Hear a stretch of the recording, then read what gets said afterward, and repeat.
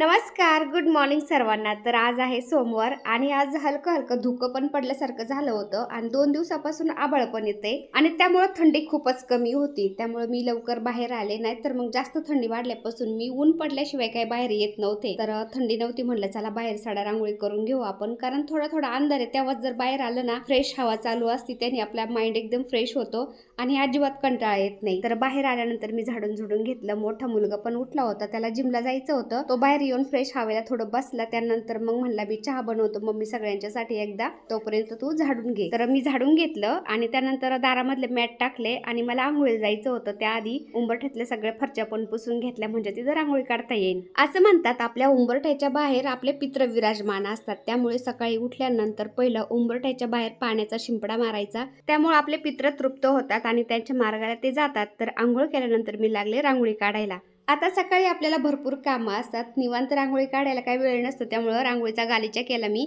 एका ताईने हे रांगोळीचं बॉक्स पाठवून दिलं होतं ना, त्याच्यातच रांगोळी मी त्याच्यावरती ठेवली डिझाईन आणि मस्त असा सुशोभित करून घेतला उंबरठा। त्यानंतर पोर्चमध्ये पण छोटीशी रांगोळी काढली। रांगोळी काढूपर्यंत सूर्यदेवानी दर्शन दिलं होतं, पण ऊन नव्हतं पडलं आभाळामुळं, तर सूर्यदेवांना अर्घ दिला, तुळशीला पाणी घातलं। आज सोमवार आहे ना, तर सकाळी मस्त अशी दिवसाची सुरुवात केली होती। चला भेटूया दुसऱ्या व्हिडिओमध्ये, तोपर्यंत बाय।